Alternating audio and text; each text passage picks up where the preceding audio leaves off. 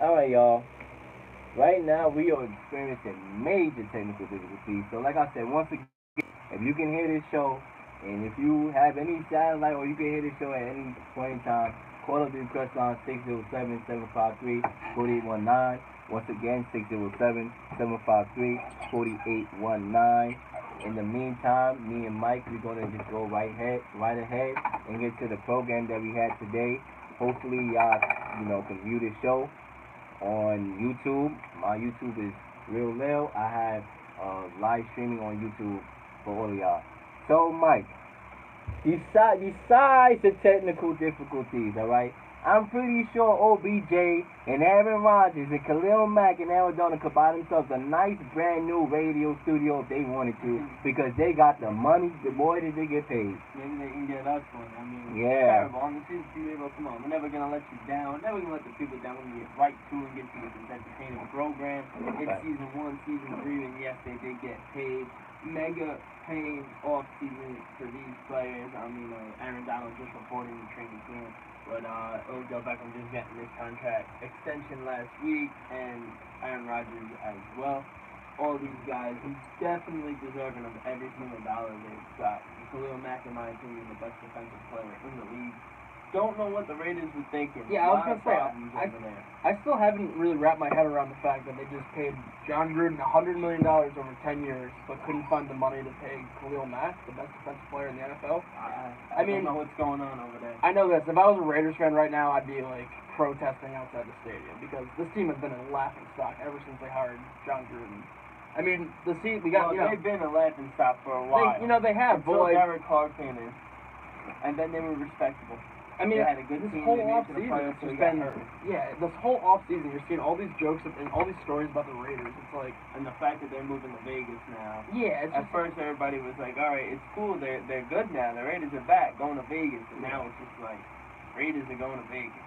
No one cares. I mean, if the team stinks, no one's gonna go see them. And there's gonna be no buzz around the team. Like, they gotta get their act together. I thought this team was gonna bounce back this year. So was I. This team have a big bounce back, possibly take the West. That division is wide still open. wide open. It's wide open. I'm not saying that they're out of it, but losing Khalil Mack is huge. Taking the backbone out of that team, that's not gonna fare well. They already have a struggling defense. I'm not sure who their defensive coordinator is. It might be Jack Del Rio.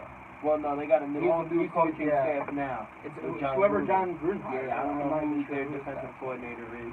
That defense had a lot of problems already. I mean, they stunk with Khalil Mack, and now they're losing one of the best defensive players in football. So they're gonna be a tough watch. I mean, I was like, somewhat optimistic when Gruden came, just because I think he's an offensive. He has proven to be an offensive guru. I thought, maybe Derek Carr. He had kind of a tough year last year. Maybe it revitalizes his career. But all you're seeing is headlines of Gruden saying "Oh, we're not going to do analytics," and then they talk about. I just read that they threw in the second-round pick in that Khalil Mack trade, and he's like, "Well, I wasn't involved with that." It just seems like from top to bottom the organization is really disorganized right now, and I just think trading one of the best defensive players in football is not going to make you any better anytime soon. You got to find the money for a guy like that. Never. And once John Gruden stepped in, there was a lot of moves that were very questionable. No one had any idea. Yeah, they traded a third-round pick for Martavis Bryant, and they just cut him yesterday. Yep. But I understand that cutting because Martavis Bryant. He wasn't. I do too, but I don't understand trading a third-round pick for him. I definitely understand, but what rose my eyebrow was when they cut Marquette King. Yep. When they signed Doug Martin. It's like just some of these moves are boneheaded decisions, literally. Exactly. But and then they trade Khalil Mack and then trade for AJ McCann. Exactly. It's boneheaded moves. All right. I don't know. A lot of people made it seem like John Gruden was the next coming of pursuit. All right. Like it's crazy. That guy hasn't coached a game in 10 years. That hasn't coached a game in 10 years, and it's just unbelievable. But my question here to y'all is. Alright, for those of y'all who are tuning in, because, right now, I still can't get over these technical difficulties on the season premiere, but we're doing the best we could because we're here for y'all, and I am streaming on YouTube, so y'all will be able to watch the show after this show is complete, alright? Because it is what it is. But my question to y'all is, who in this group of guys that got paid deserves this high-obtained contract the most? In my opinion, Aaron Donald. I say Aaron Donald because defensive player of the year last year. He's the backbone of that whole Rams team. That Rams team is not as good as they are without him. Yes, they are a very talented team on both sides of the ball. Don't get me wrong. But that Rams defense that they really amped up this whole offseason, they really got it a lot better than last year. A lot of the names they brought in, Marcus Peters, just to say one, and that's just a big. That is just without Donald, that defense just doesn't play. It all starts, it all revolves around him. I believe that he's the most deserving of it. I don't know why it took so long for him to finally get paid. I honestly thought that that's what Mac was waiting for Donald to sign, just so then he can base his contract around that. Obviously, there's other problems behind the scenes that we don't know about. I believe Aaron Donald is most deserving of that. I'm going to disagree with you because I actually think Aaron Rodgers signing that extension with the Packers, he's the most important player out of all those. As good as Khalil Mack and Aaron Donald are. I mean, Aaron Rodgers rather. We saw what happened last year. He got hurt. They put in who was it? I'm starting to Brand Hundley from UCLA. That dude was he stunk. And they were talking about Mike McCarthy getting fired and everything. I mean, he didn't do that bad.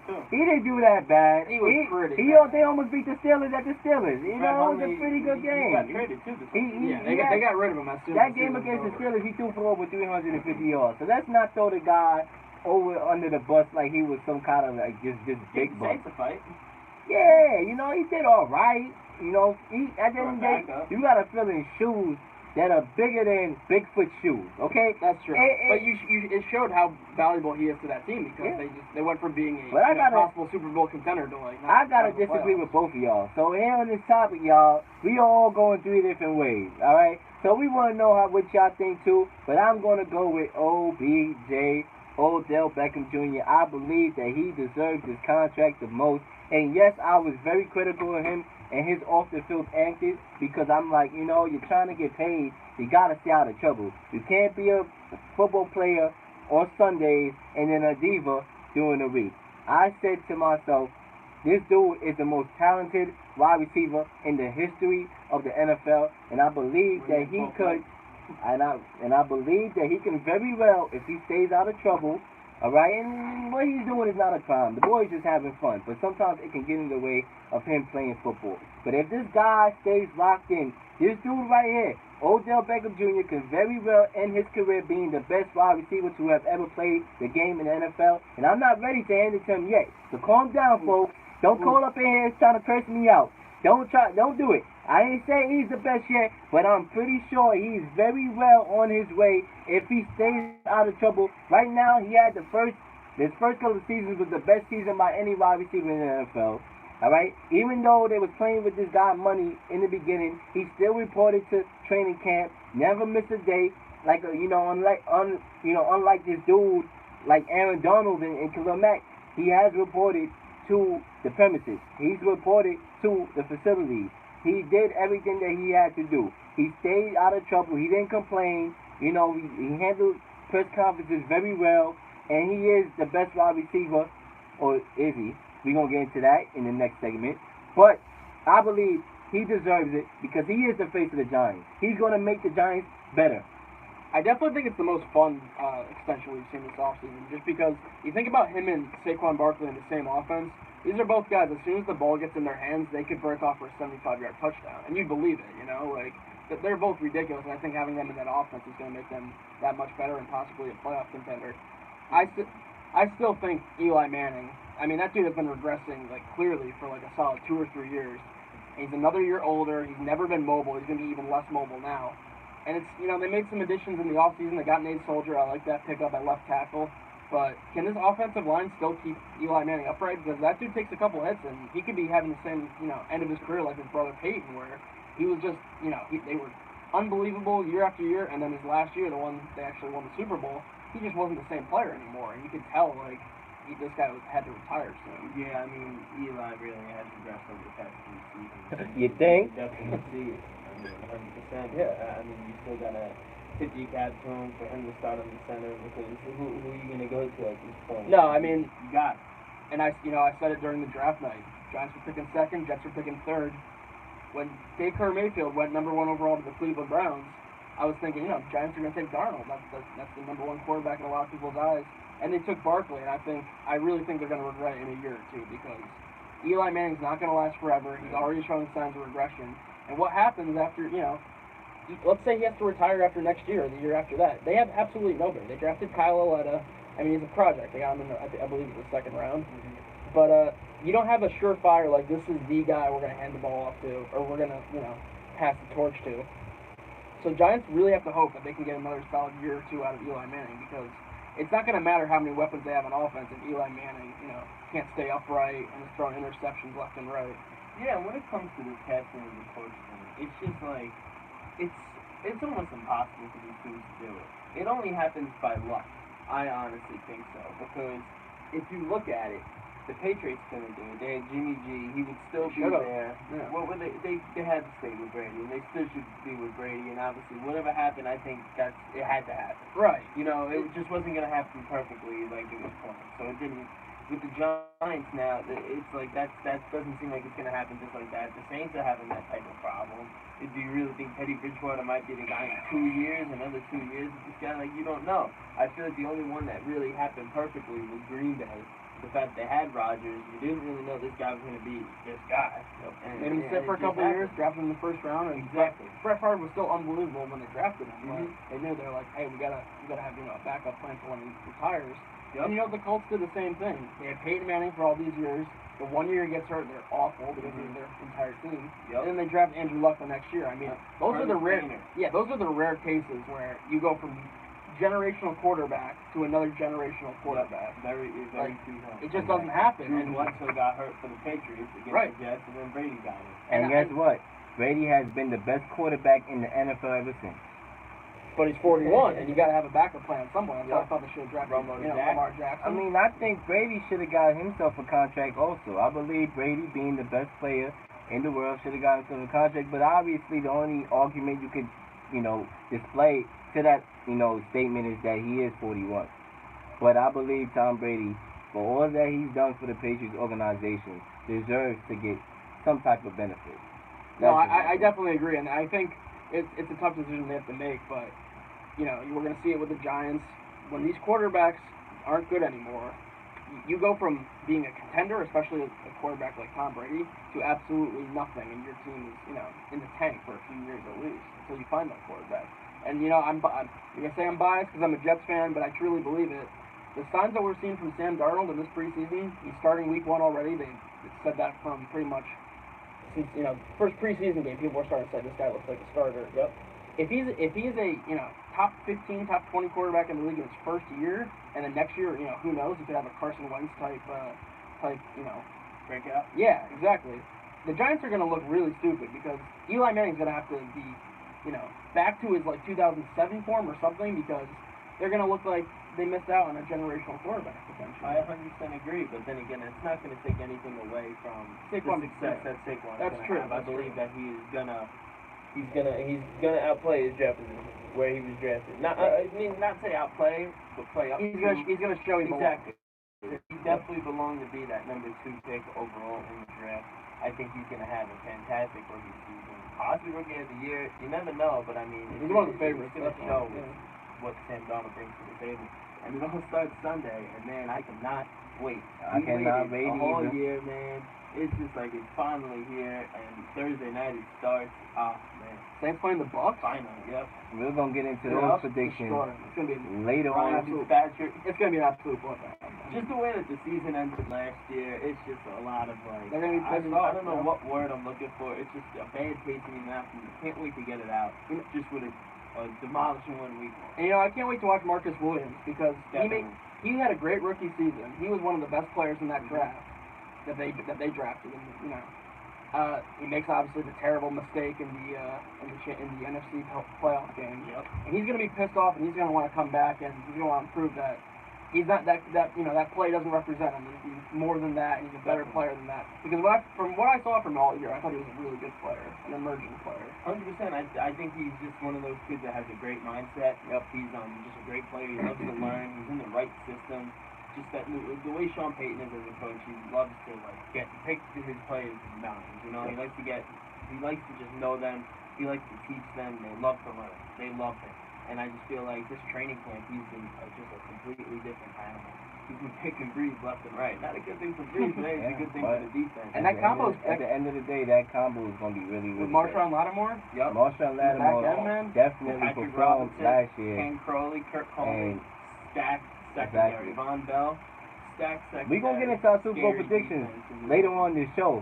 Alright, yes, we're having technical difficulties, but that ain't gonna stop us from having the fun. When we come back from commercial, we're gonna get right into it with our top 5 quarterbacks and wide receivers for 2018. Alright, like I said, if you can hear this show on 90.5 FM on YouTube, we wanna know if y'all can, because we all experiencing technical difficulties big time. But the request line is 607-753-4819. Once again, 607-753-4819. And when we are back from commercial, Call us up. you already know. We gotta keep it real, y'all. Might as well not have a commercial.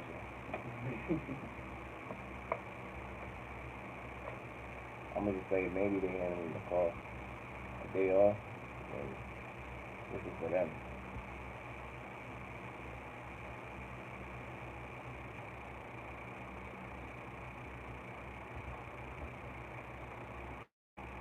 I know, but then again, I did notice that this happened to somebody before where the commercials wasn't playing on the thing, so they had to kind of like read it, but they still was streaming. You just couldn't hear the commercial. You leave the mic on and then stream it. But, I guess that's probably what's happening now. So you know what? There's nothing to do. So what I'm gonna do is yeah. Unless there's something in the inventory here, but...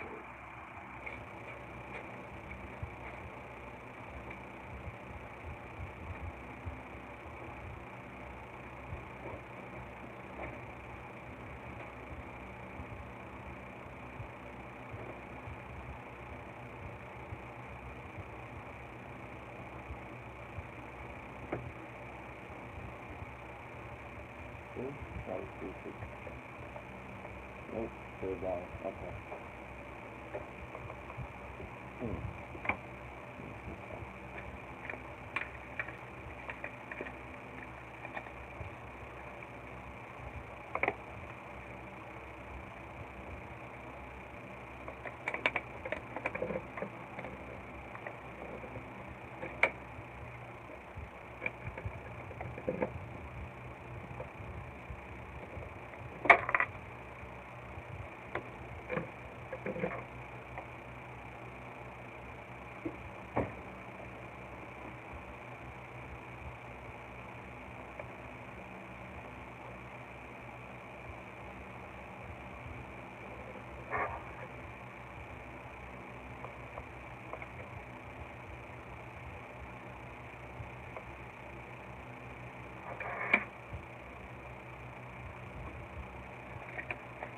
Okay. Might as well get right back to it then.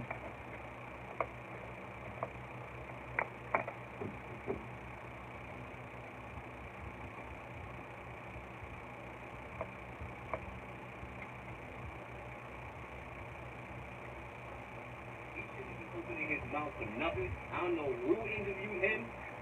Listen, I wish I could find out who interviewed him, because I don't know why you giving O.J. Simpson, a murderer, a platform to talk about tackling. Because he's violent. Man, where y'all is? And I'm surprised you even still have social media after you got caught with that catfishing scandal. Your social media should be shut down, all right? Because you took a big L, all right? You took a big L. Right on the forehead. And that shiny forehead you got. So it's about taking the LeBron James. Bringing the best to win the world on your team. When LeBron James leaves, if a team is constructed to fit you, what you think is going to happen once that player you try to massage his feet, massage his back? What you think is going to happen? Alright, as you know, that is a clip from our hype video that we have previously dropped about 2 weeks ago, which is our highest, most viewed video ever that we ever put out. And it's unfortunate that we all experienced technical difficulties once again. But guess what, folks? Guess what, Central New York and the listeners? We are here for y'all. So like I said, once again, call out the request line. The phones might be down too, who knows? But you know, Give it a try. 607-753-4819. Once again, 607-753-4819. We want to know how y'all keep it real. How y'all keep it real here on this Tuesday night. But, you know, the show must continue, right? What are y'all top 5 wide receivers and quarterbacks for 2018? And I'm going to start off. Well, we can start with quarterbacks or wide receivers? I guess we could start off with wide receivers. Sounds good. And Mike, well, you start off. How about that? So we're looking forward for this whole season. Yes, So by we the are. end of the season, we're going to be top 5 in my opinion. So for my season, wow, the wide receivers, crazy crop of guys that we got in this league. These athletes, man, they're just unbelievable. I would have to say, out of all the years in the league, I think that this might be one of the best crop of receivers. I mean, it's hard to say when the generation before us, I wouldn't say generation, but maybe my childhood, Terrell Owens, Randy Moss, Chad Ochocinco, was kind of that crop of guys. Now it's kind of crazy, though. I mean, you see these superb athletes, but if I was going to my top 5, number 1 has to be Antonio Brown. I believe this guy, his name should be mentioned with those Randy Moss, Terrell Owens type guys. I mean, he's the best wide receiver in football, in my opinion. Every single season, never a problem with Antonio Brown. His numbers are always, oh my God, they're outrageous. Ben Roethlisberger's favorite target. Antonio Brown, by the end of the season, I still believe will be number 1. Number 2, I'm going to go with a bounce-back season, Odell Beckham, after that injury. I believe he's a vital part of that Giants offense. I believe he's one of the best wide receivers in the league, like Leel was preaching before. I believe he's one of the main offensive targets in the entire league. Any team would love to have this type of star talent on their sideline every Sunday. Number 3, this guy's going to come out of nowhere, man. It's not that he's going to come out of nowhere, but he's just going to have a huge season. I know who this is. Can I guess? Nah, it's not. It's not who you think. Alright, Okay. let me hear. Okay. My number 3 wide receiver is going to be Cheetah, Tyreek Hill. Tyreek Hill, okay. Wow, He's gonna that's a have hot take. Crazy season. That's a hot I think, take. Yeah, I'm pretty much basing it off of stats, fantasy, in a way of where I think these wide receivers are going to end by the end of the season. Tyreek Hill coming in number 3, I think that's going to have a brilliant season. Number 4, I got DeAndre Hopkins. With Deshaun Watson back, you saw what he did last year. In fantasy, was that 40-point game. It was a week that he knocked me out of the playoffs. He dropped like 30 seconds. Insane. The numbers that this guy puts up and his rapport with Deshaun Watson. Number 5, got to go to my man Mike Thomas. Can't go to him. I know that's what Jake thought I was going to put. That's what I thought you were going to say, yeah. But no, I have him at number 5 at the same time. A lot of options on offense, so that ball does get passed around. Michael Thomas in his first 2 seasons, The most receptions by a receiver in their first 2 seasons. So, I mean, this kid can play, kick a ball, and Drew Brees loves it.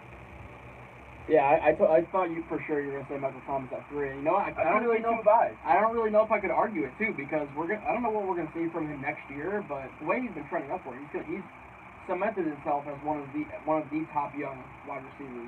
and that payday might be coming soon for him too. Oh, Just yeah, like he's going to need it, yeah. My top 5 wide receivers. All right, number 5, I got the cheetah, the half man, half cheetah, Tyreek Hill. I believe, you know, he's going to progress on the Chiefs. I mean, he had an excellent season last year. You got a young quarterback with a cannon of an arm in Patrick Mahomes, and you got a guy that can run. You got a guy that can run down the field in like 5-10 seconds. You know why? So you That's know. my home. Oh, really? All right. That's my home. He's throwing me touchdowns. That's my home. My homie still. But anyway, I believe Tyreek Hill is going to burst out into the scene with a strong quarterback throwing him the ball, and the combination of him being able to get past defenders by the time they blink. You know, that's going to be a connection right there. And you even saw shades of it in the preseason with that bomb that, you know, you know what play I'm talking about, Mike. I mean, this guy literally throws up the deuces sign because you can't catch him. Hopefully the Chiefs are right about it. Hopefully. At number 4, I got the one and only DeAndre Hopkins. I mean, who are we kidding here? This guy last year probably was one of the best wide receivers on the field last year. Catching balls up the sky, you know, doing acrobatic catches. And you got a nice young quarterback in Deshaun Watson. Deshaun, who is going to be throwing him the ball. And I believe that he is going to make plays. And I believe, I'm going to go out here and I'm going to go on a limb and say this. You know, y'all know when y'all hear this, get ready for a hot take. Listen, it's about 80 degrees outside right now. It is hot outside. It's hot in this radio booth. We're experiencing technical difficulties. But that don't matter right now because I'm about to throw a hot take. And I'm going to say this. You're going to hear a lot of those throughout the season, too. I'm going to let y'all know. Fans. All right? Better get the fan for this one. DeAndre Hopkins and Deshaun Watson are going to be the best, not the second best, the best combo in the NFL this upcoming year. I don't see a combo being better than them. All right, maybe you might argue Jimmy Graham and Aaron Rodgers, but I do believe DeAndre Hopkins and Deshaun Watson is going to be the best combo in the NFL. At number 3, I got the one and only Julio Jones. And, you know, he probably could have been higher on my list, but I'm going to keep him at number 3 because you do bring in Calvin Ridley. That's probably going to take some of the load off of him. But I still believe that Julio Jones is going to be productive in that offense. Number 2, I got Antonio Brown. All right? The guy that likes to twerk after he scores a touchdown. You know him. All right? You've seen his dance move. All right? I do believe secretly that the Steelers have some type of secret organization where they learn their dances from because they always seem to dance. Between him, Juju Smith-Schuster, or whatever, I mean, these cats are clowns. All right? They are Circus Olay caliber clowns. All right? And number 1, I talked about him earlier on my show. The one and only OBJ, Odell Beckham Jr. I believe that he is going to get a lot of looks in this Giants offense with Saquon Barkley claiming up space. Prepare to see a rejuvenated OBJ who been talked about. Oh, he has these issues. Oh, this and that. He just got paid, y'all. He ain't worried about nada. He just want to get on the field and play some football. He's been showing it all practice long, and I believe that he is going to have the most productive season as a wide receiver in the NFL this coming season. But I'm going to hand it off to Jake. Alright, I'm actually going to start with my number 1 because it's Antonio Brown. I think that's obvious. I mean, he's on the Madden cover. The dude, he runs the best routes in the game. He has the best hands in the game. Pittsburgh seems to throw out. They just drafted James Washington this year. He's been making plays in the preseason. The Steelers receiving core is unbelievable, and it's all thanks to Antonio Brown's the leader. I mean, there's no doubt about it. Number 2, I'm going to go with DeAndre Hopkins. Well, like Leel was saying, I think him and Deshaun Watson could be a really good combo this year. Offensive line has got to keep Deshaun protected, but if it does, yeah, if he can stay in the pocket, I mean, DeAndre Hopkins, that dude is making plays with like Brock Osweiler as his quarterback. Like, he's legit. Number 3, I'm gonna say Odell Beckham. He's coming off an injury. It's gonna be tough. Like, I think he's looked pretty good in the preseason from what we've seen, and just seeing him moving around and stuff. And he obviously just got paid. But he's one of the best athletes in the game. I mean, we obviously know one-hand catches and all that, but the dude just, like, he can get a screen at the 20-yard line, and he can take it all the way back, you know, to score a touchdown. So what am I at? Number 4 now. I'm going to go with Julio Jones at number 4. I think physically there's not a receiver in the game that can, like, you know, compare with him. He's enormous. He's fast. He has great hands. He didn't really score a lot of touchdowns last year. I believe it was like, might have been in the single digits, something like 6. Yeah, they're good. Yeah, I think he's gonna. I think he's gonna step up and have a big year this year. And we are receiving a phone call. And then my number 5 receiver is Keenan Allen. I think he's unbelievable, really reliable for full range. WSUC 90.5 FM. How you keep it real on a Tuesday night? Hello. You got a caller? Hello. Is there a speakerphone on that? Mike and Leel keeping it real. Yo. How's it going? How's it going?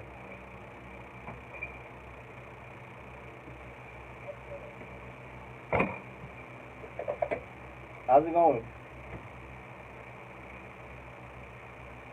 Going once, going twice, going 3 times.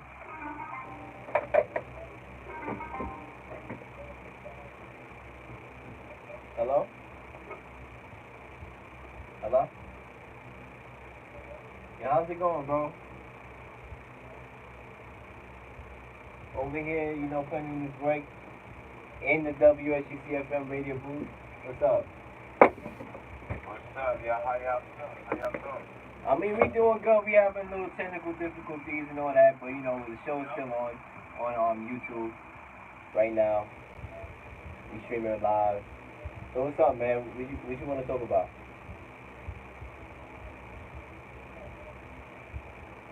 Hello? Going once, going twice. Going 3 times. Right. It might just be losing. Oh, there he is again. I don't know if we're losing connection or what. We probably losing connection. There's a lot of different. What's going on? Yo. Yo, what's going on? What's going on? Hello?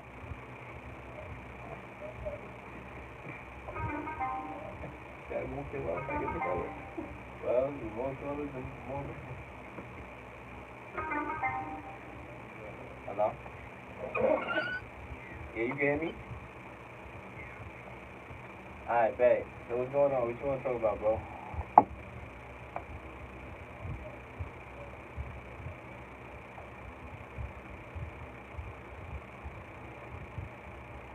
Right. Alright, so I'm about to go to the list that he's playing. Oh, you already got the list of what he's playing? Yeah, we got the list. What's he want? I'll look it up.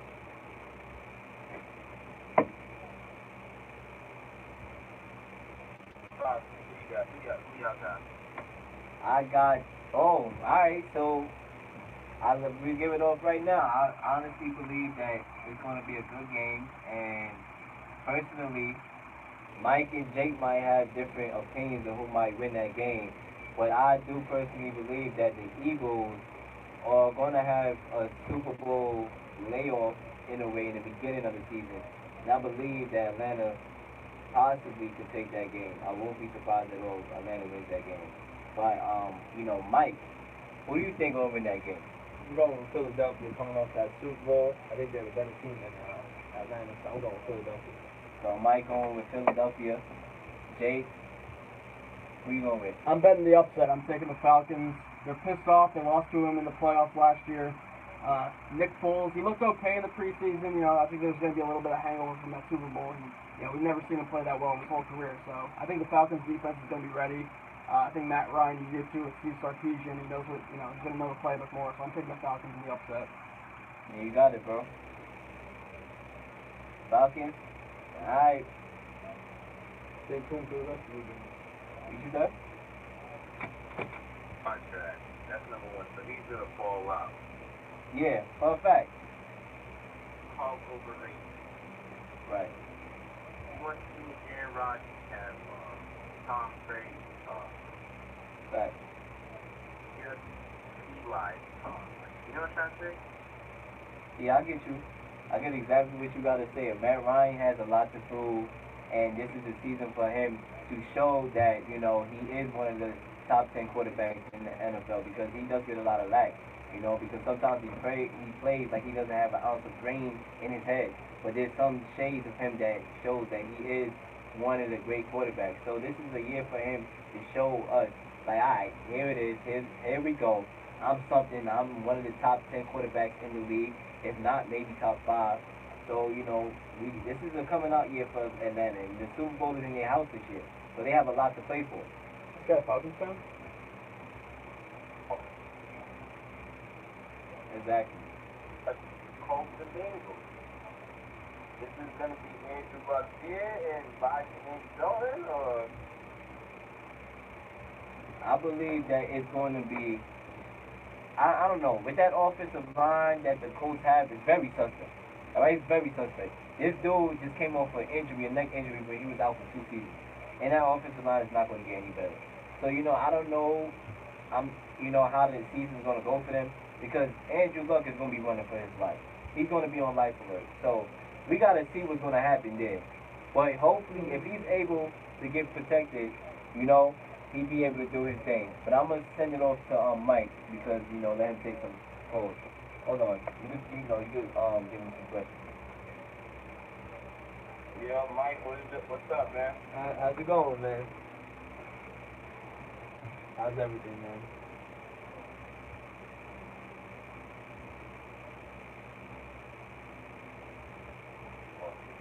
Oh, come on. That's not even a question. It's the football season, man. Nothing compares to it. Come on, every Sunday. There's only 3 nights a week. Football, man. Answer with that one. Alright, this is my question, man. I'm a New York fan, so I like the Giants, the Jets, and the Buffalo Bills. Did the Giants make a good decision by not drafting a quarterback? Because I thought this team, they released Derek and West. So, I'm in question now. Who's going to be Eli's backup?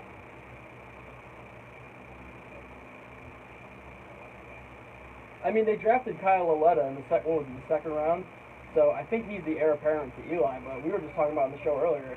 I think they're really going to regret passing up on Sam Darnold, and maybe even Josh Allen too.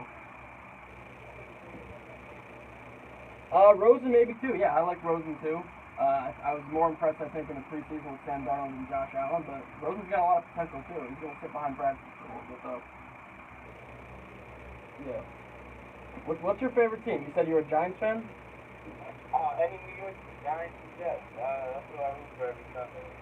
That's what be on my TV. If I don't got red zone. You know what I'm saying? Yeah, I got you. I'm a Jets fan, so I'm definitely looking forward to this season. If it's not this year, next year. What team is that you're saying? You're saying the Jets can win a Super Bowl? No, the Rams. LA Rams. Rams. Oh, okay. Yeah, they're loaded. They just got they signed Aaron Donald for a big deal. They got Ndamukong Suh, Marcus Peters. Hello? Yeah, we definitely hear you, but we're going to get right on to the show, bro. If you want, you can call up again in the same hour, because we're going to have our Super Bowl predictions anyway coming up real soon. So, yeah, bro. And then we're going to talk about that Danny Garcia and Sean Porter fight, so you can definitely call up again in the next half hour or so.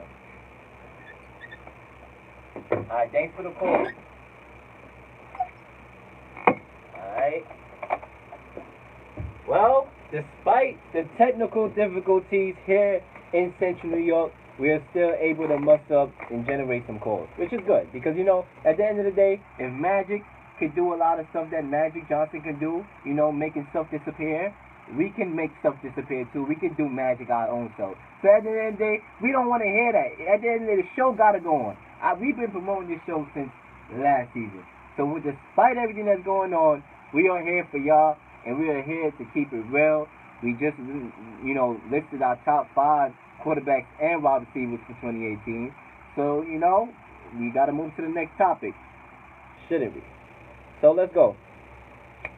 Top 5.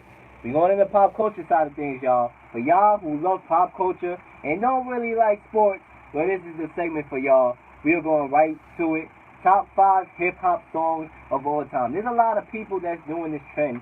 All right, we saw it from Nora and Nas and Rakim and Eric B. They list their top 5 hip-hop songs. So I like the idea. I'm like, this is a very debatable topic. Because there are obviously more than 5 songs that ever came out in hip-hop. And there's obviously going to be more than 5 songs that you love that you might even want to put on this list. So we like to get y'all thinking. We like to exercise y'all brain. Y'all being flooded with a bunch of brainwashing stuff on social media and in the world. So we like to keep y'all minds activated by having y'all do some research and having, you know, debate. So Mike and Jake, it's about that time we list our top 5 hip-hop songs of all time. And do y'all want me to go first or y'all got it? You go first. You got it. All right. So, in no order, because this is very tough to do with no order. But with no order, I gotta put If I Rule the World, Nas, and Lauryn Hill in that top 5 in no order. I believe that this song, you know, is a very positive song. Has a positive message. All right, this is a song that I heard way from the early 2000s all the way to now, and at the end of the day, it gives you that, you know, imagination of what if, you know, what if I rule the world, how things will be different. So definitely Nas, one of the best rappers of all time, obviously in my top 5 personally. You know, you can argue that if you want to, but you're gonna lose. I mean, it's just that simple. Lauryn Hill, the best female rapper of all time, best female artist in general, there's no doubt about it. You can probably argue with me, but you're gonna lose. Those two, the combination of those two, I wish I heard more songs with them combined together, because if that song, If I Rule the World, was any shade of anything, they would have definitely made a good album together, personally. I gotta also, that's one of them. We got 4 more to go. I gotta go with the theme song of this show. The song that you hear, in this show. Flavor in the Air, Craig Mack. I mean, what else do you want? That is one of the funkiest songs you're ever gonna hear. All right, the beat obviously is mind-boggling. All right, and the flow of that song just goes together. That is a classic. That is the best record Bad Boy has ever put in out.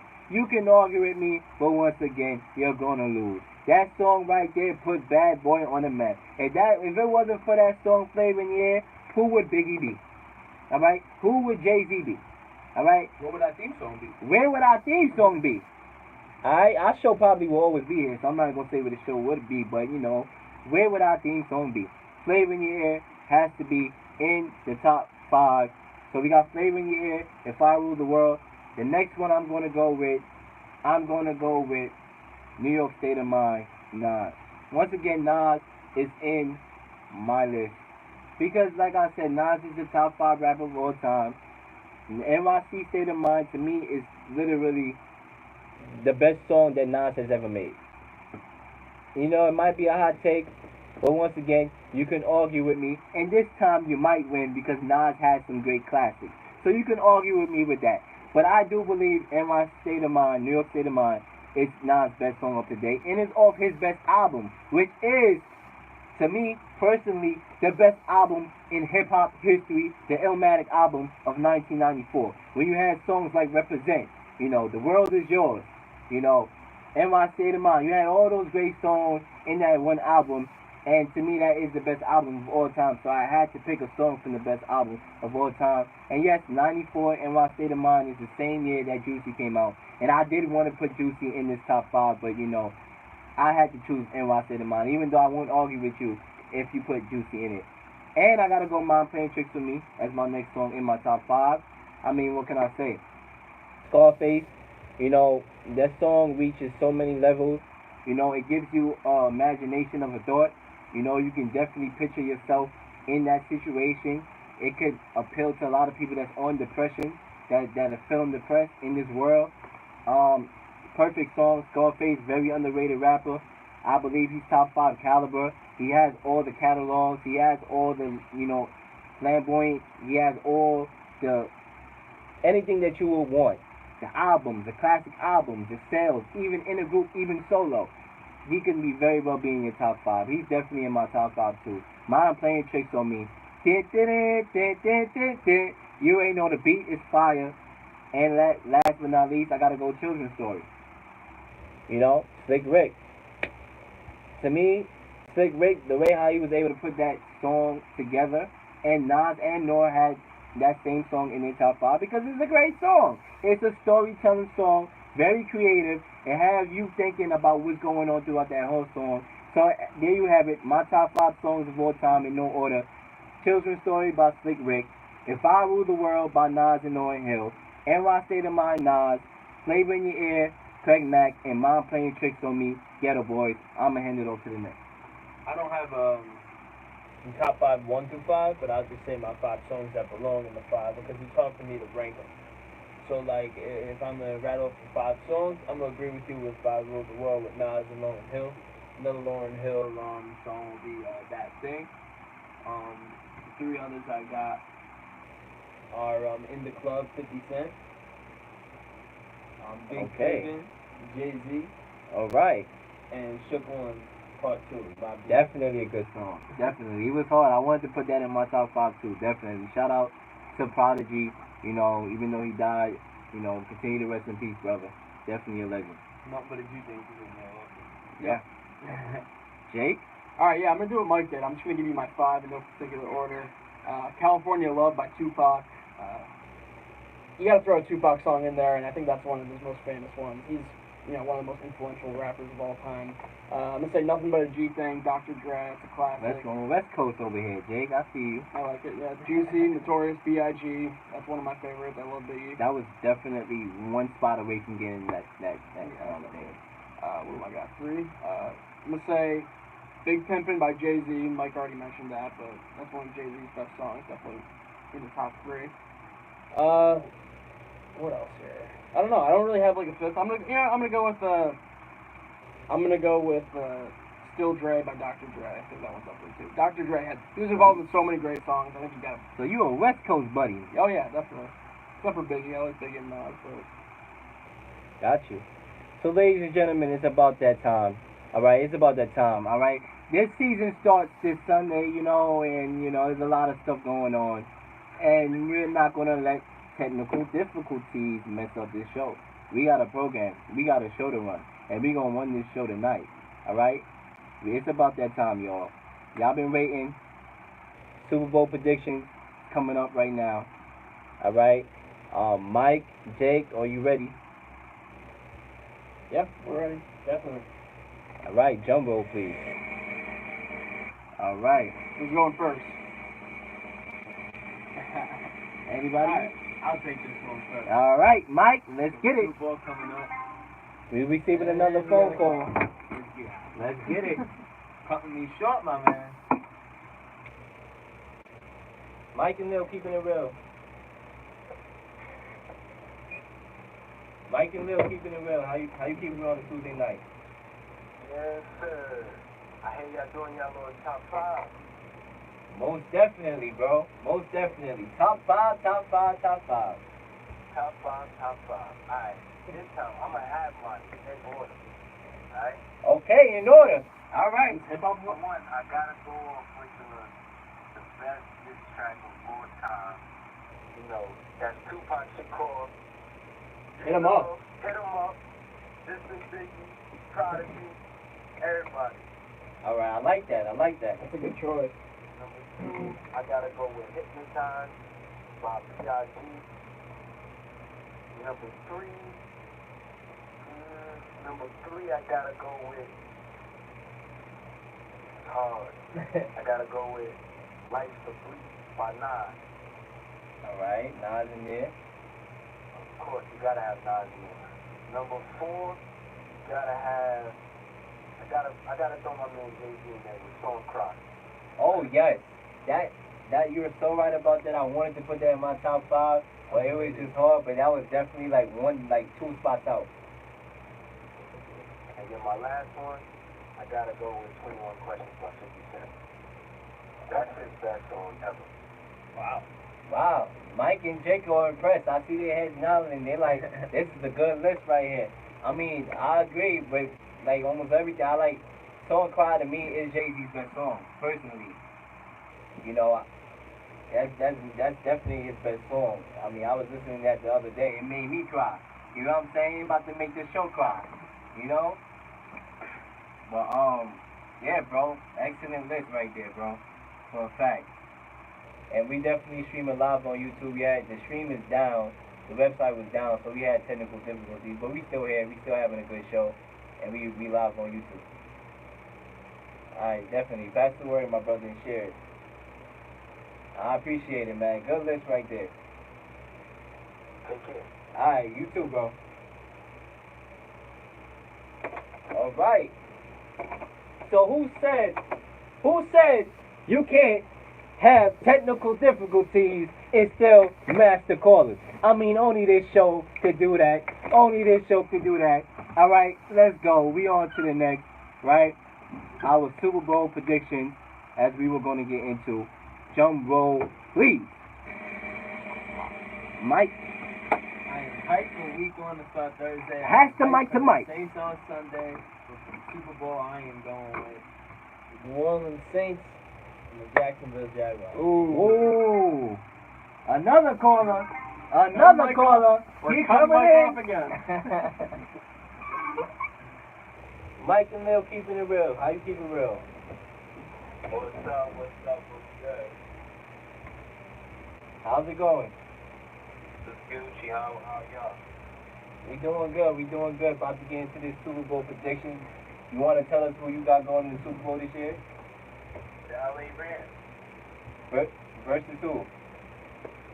Huh? Versus who? Patriots. Yes, Brady. Brady's last year. I mean, the old Brady against the new Brady. I like that. Who you got winning the whole thing? Of course, the Rams. Wow. Nah, man. I think Mike want to debate with you. Hold on, I'm going to pass it to Mike. He say, yeah, let's go. He said put Mike on the phone.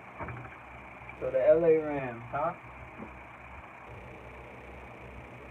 Hello? So the LA Rams, huh? No love for the New Orleans Saints, no? Breeze is too old. Marshall Lattimore can't do all my stuff on the defense. That defense is much more improved. Much more improved. Well, they got Cameron Jordan on that defensive line. Drafted Marcus Davenport adding to it. That secondary, come on, they added more pieces with Patrick Robinson. I don't know how not. Like, he's kidding. He just talked and said, listen, look what the Rams got. Look what the Rams got. Yeah, I'm not saying that the Saints defense is better than the Rams defense. I agree with you. But Patrick Robinson is a big part of that Eagles defense that year that made them win the Super Bowl. And they're gonna miss him in that secondary in Philadelphia. Yeah, you're right. I'm not gonna lie. The Eagles, that's what it is. The Eagles are not gonna go back on top like they were before. The Eagles fell off. The Eagles is okay with that. They snuck that Super Bowl and Doug Peterson keeps it down for another 3 years. You know what I'm saying? Yeah. They're good. Doug Peterson doesn't need to lose no more. You know what I'm saying?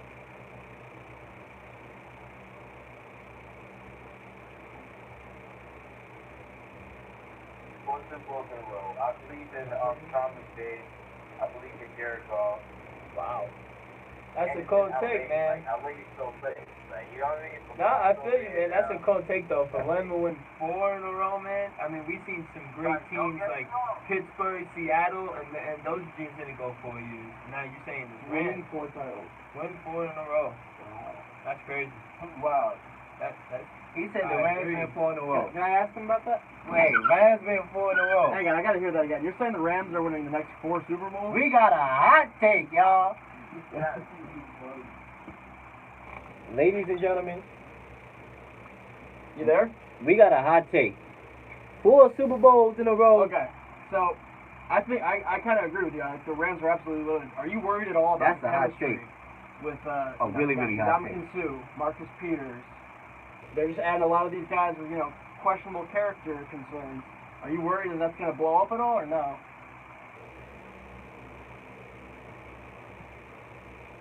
First 2 games. I mean, they got Wade Phillips coaching the defense, and I think he's one of the best coordinators in the league. But, yep. I don't know, man. No, this is Jake. This ain't Mike. Yeah, no, you're good. I don't know, man. I really do think the Rams are, like, in terms of just talent, like, if you just look at the depth chart, like, they have more, like, really solid players than any other team. It's just a matter of, like, the chemistry can all come together. And a lot of that's coaching. Yeah, you're right. It's all about Thomas Day and Wayne Phillips and Wayne Phillips, right? Wait, what'd you say? I'm sorry, it keeps cutting out.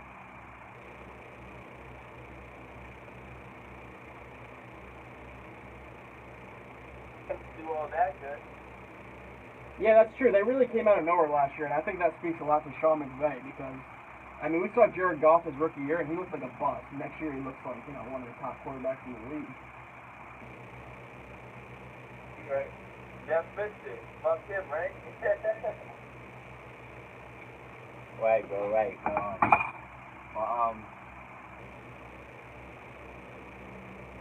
We about to get into that in a few minutes, probably like 30 minutes. We definitely gonna get into that. So call up again for that. Alright, bet. Alright, thanks for the call. Alright, like I said, who says you cannot generate calls? Because the call lines are flooded, y'all. It is. Well, at the end of the day, we can only take but so much. But keep calling, though. Keep calling. We'll definitely get to y'all call. But I'm going to go on a commercial, and then when we come back, more Super Bowl predictions. More. You heard mine. Yeah, you heard mine. Jaguars. Oh, yeah. We're going to get right into that. Matter of fact, let's get into it right now before we go on commercial. Because we had the people waiting so long. Drum roll again, please. All right. They want me to go first, so I'm going to go first. In the Super Bowl this year, you already know I got my Patriots representing the AFC Tom Brady, the best quarterback to ever touch his football on a pigskin, will definitely look to revenge what happened last season, where he threw for 505 yards, and it's unfortunate that it's a team game, and you gotta play some defense in a while, and I still, up to this day, do not know why Malcolm Butler did not play in that game. Last season, I said to myself, call my phone, I want an explanation, alright? You know where to find me, Bill Belichick.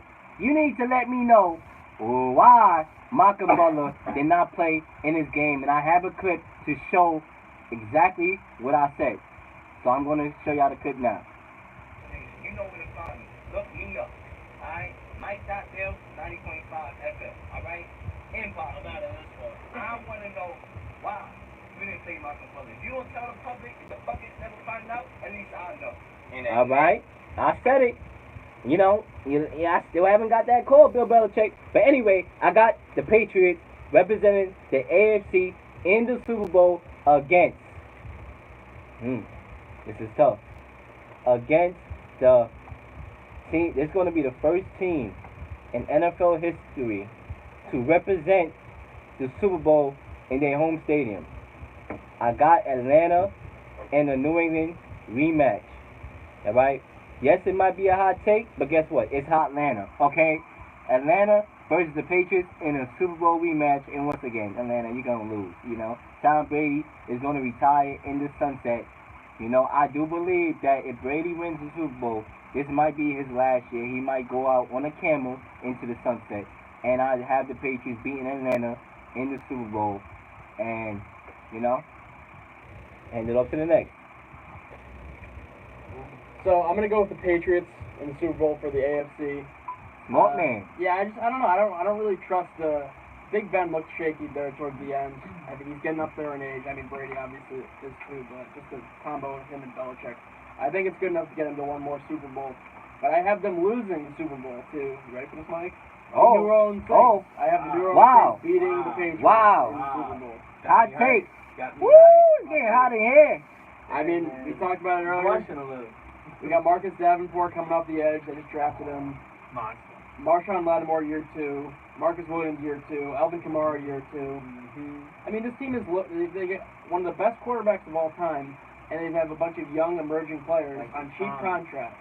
And this team isn't done, filling out this roster. I mean, they could make an addition or two, throughout the season, or if someone gets hurt. I mean, you never know. I like Michael Thomas. I think he's solid number 1, but yeah, I mean, you can't trust the durability of Cameron Meredith, who they have as their number 2 right now. They got Ted in there and looking Traquan Smith. Let's see. I like it. I trust the offense with Alvin Kamara. And who you got winning? And Mike Thomas. And who you got winning the Super Bowl? I said I got the Saints. You got the Saints. You agree. Okay. I'm really worried about the Patriots offensive line, to be honest. I think it could be good enough to get them to the Super Bowl, but I think, that front with Cameron Meredith, Marcus Davenport. I mean, he's wide receiver, Meredith. But not Cameron Meredith.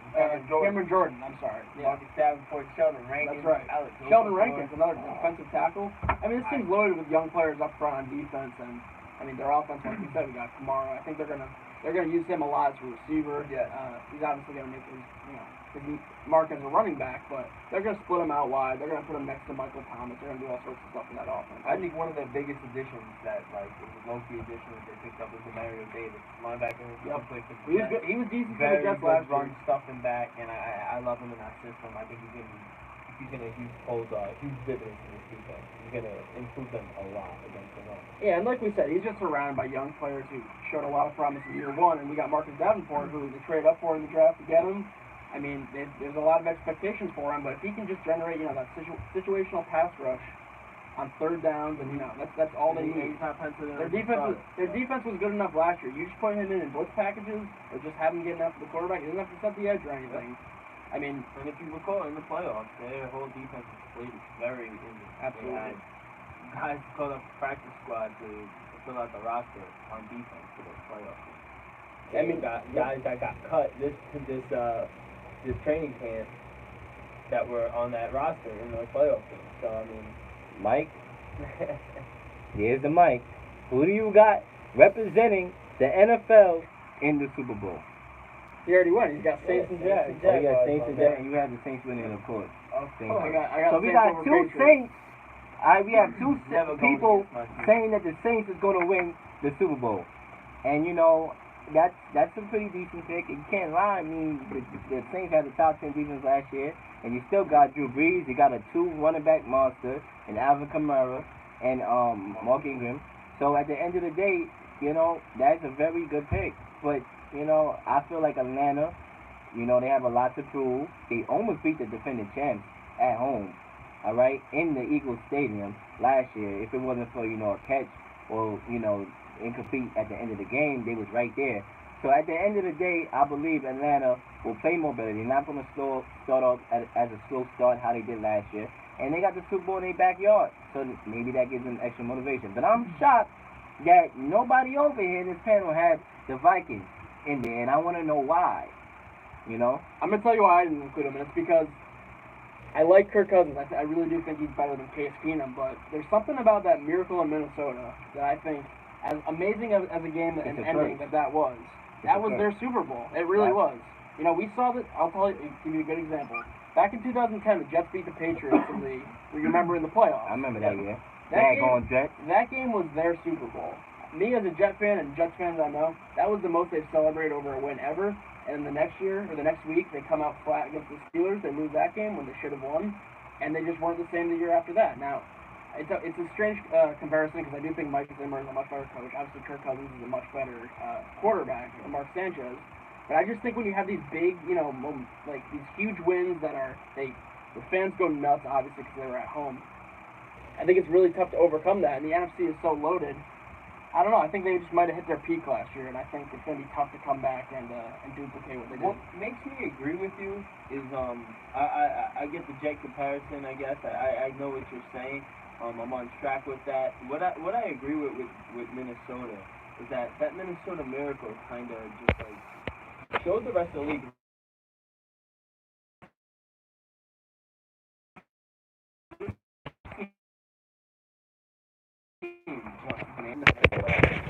Back in the second half. To have the game in their hands, they practically won the game. Wasn't for the miracle play at the end. And the Saints could have beaten the Saints could have beaten the Eagles. I think I think. Even in Philadelphia. I believe so. I believe last year would have been their year if this miracle didn't happen. But I think that shows the league. Oh, so they give you that. Everything's got to be. You know, it's just little things that won't take all these weeks to finally figure something out. And then with the changing it all up, bringing Kirk Cousins, I think the division is Rodgers wasn't there. Bears with Khalil Mack and Trubisky in year And the 2. Lions are always that shaky team. You don't know what type of Lions team you're going to get.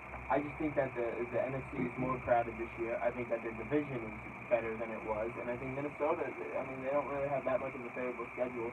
Any game that they play is tossed up. I mean, any game you play in the NFL is tossed up. But, I mean, I feel like they have tougher opponents this year. I don't know. Yeah, they're playing the first schedule. I do believe they're going to be in the playoffs. Oh, me too. Definitely. They're not one of my favorites to be in the Super Bowl next year. I agree with what y'all got to say. I believe that miracle in Minnesota is actually a curse. You know, it was a gift and it's going to become a curse. Oh, I believe that, you know, Captain Kirk is, you know, as good as he can be, he's very inconsistent sometimes, and I believe that, you know, sometimes the teams that are supposed to win don't end up winning. You know, it's the NFL, the NFC is stacked.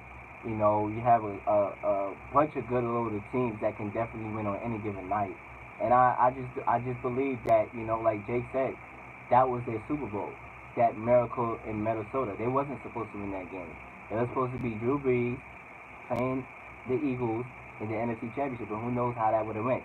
So I believe at the end of the day, that, you know, the Vikings is not gonna, you know, be representing the Super Bowl. But hey, we may be wrong, but at the end of the day, Jake, you got something to say? Yeah, my last thoughts on the Vikings is just, like I said, I think Kirk Cousins is a better quarterback than Case Keenum, but I think you have a quarterback going into his first year in a new system. It's very rare that you see a guy just go to the Super Bowl in his very first year. I mean, we actually did see Peyton Manning. Was it the first year he was in Denver? He went to the Super Bowl. Ultimately, they lost, but yeah, it wasn't the first year. Right, but it's just tough to win the Super Bowl or even go to the Super Bowl when you're a new quarterback in a new city, new offensive playbook. You know, all your new. You don't teammates. just walk into a Super Bowl. No, absolutely not. And I think there might be a transition year for the Vikings. I do believe the Rams are a better team than the Vikings. Yeah, you know, and Rams were, you know, even better I this don't year. agree with that, but you know, at the end of the day, we could agree to disagree. I'm just really taking the experience. You know, Drew Brees has been there. I think he could have easily gone to the Super Bowl last year, as we said. I think he's due for another one. He's too good not to have won another Super Bowl in his life. And I think Drew Brees versus Tom Brady. I mean, that'd be a shootout. That would be. I've been trying to get that Super Bowl for the longest, but you know. A question for you guys. So now, with all this talk with these teams in the NFC, what do you think is going to be the NFC Championship game? I believe Could we that see a Drew Brees Aaron Rodgers matchup in the NFC Championship game this year? possible. Possible. But I don't believe that the Packers are as are going to be Definitely that not as deep on defense. I agree with I that. probably would go the likes of maybe the Rams and Atlanta in the NFC Championship. Yeah, Could go a lot of ways. I'm gonna go with Saints Rams. I think the Rams are so talented that they're gonna make some noise in the playoffs. I don't know if it's enough to win the Super Bowl. They're or too make the Super young. Bowl. They're too young. Yeah, and you know what? I think there could be some regression with Jared Goff, to be honest, because he really didn't impress me his rookie year. He had that second year where he really came alive. But Maybe you can have the Conforto. the defense has all got film on him now, so I really think it might be. Maybe he's gonna regress to the mean. Maybe he's not gonna be. Gurley really have a better year than what he had? I know, and they're like he was unstoppable last year, and hopefully, well, not hopefully, but you never know. Shoe could be a headache in that locker room. And Marcus Peters is another one. Yeah, Agreed to Agreed leave. to leave. Oh, they're all there. But I'm gonna read a couple. And Aaron Donald, I mean, he got paid, so he's gonna be happy, but hopefully they can get along. I'm gonna read a couple commercials because as you know, the stream is down and the commercials I believe is down too. So while you're in your car, listen to these brief messages as me and Mike and Jake read you these public service announcements. Okay. Early childhood development live announcer copy. Alright? Children are naturally curious. Curious George. They are born learning, so follow their lead. What does your child like about riding in the car? Singing along to the radio music, counting tracks, or watching the traffic light change colors. Talk with your child about what's going on around the car, and it becomes a learning moment. And when you talk with your child, you build a vocabulary. Learning starts long before school does, and that's fact. I mean, this public service announcement is a bunch of facts, For more tips, go to bornlearning.org. A public service announcement brought to you by United Way, the Ad Council, and this station. Alright, we got lessons at home. Children are naturally curious. They want to learn, so follow their lead. If they like to help out in the kitchen, let them stir the spaghetti sauce or count the eggs. While doing stir fry. While doing laundry, fold in a lesson about colors and shapes. Simple learning games can be fun for both of you. I don't know about that. Every day, moments are learning moments. It's easy. And when you talk with your child, you build vocabulary. Learning starts long before school does. For more tips, go to bornlearning.org. A public service announcement brought to you by United Way, the Ad Council, and WSUC.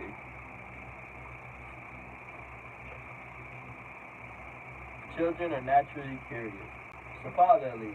When you talk with your child, you build vocabulary. Learning starts long before school does. For more tips, go to bornlearning.org. A public service announcement brought to you by United Way, the Ad Council, and WSUC.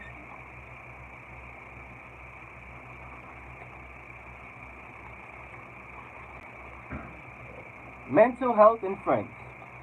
Ask yourself, what kind of friend are you? Are you a work friend? Are you a friend that hangs out on weekends? Are you a chill out and watch TV friend, watch Netflix, Are you that friend who shows up on moving day? Are you that kind of friend who's there for somebody dealing with mental health illness? Be there for them, because your support will give them a much greater chance of recovery. Mental illness, what a difference a friend makes. For more information on how to support someone dealing with mental illness, go to whatadifference.org. Brought to you by the Department of Health and Human Services and the Ad Council.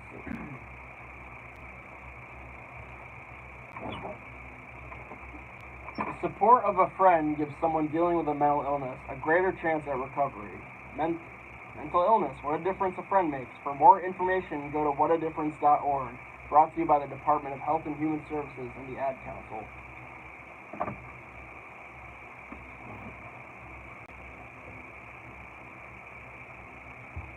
The support of a friend gives someone dealing with a mental illness a greater chance at recovery. For more information, go to whatadifference.org. Brought to you by the Department of Health and Human Services and the Ad Council. All right, ladies and gentlemen.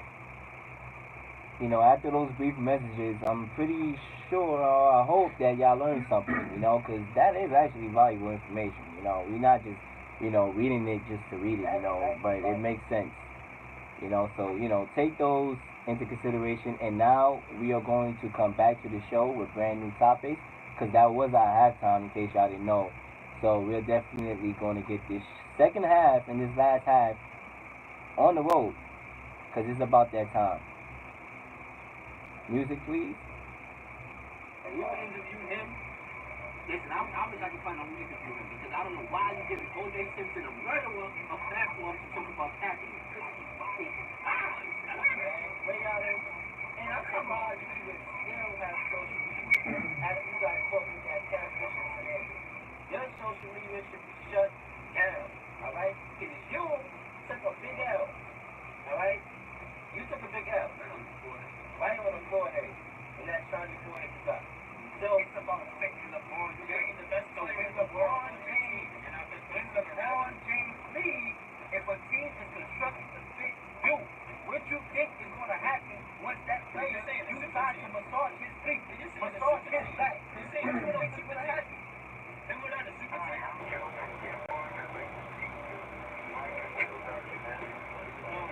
That cannot sell strippers to recruits to try to get them to play for your organization. I mean, that was definitely that mean an interview like that. Does that make you want to listen to his album more or what? Hell no. One, you better run for your life. You better run for your life. Alright? If you ready, is hanging in the bell. Stop messing with these Kardashians. Please. Time for new flavor in the air.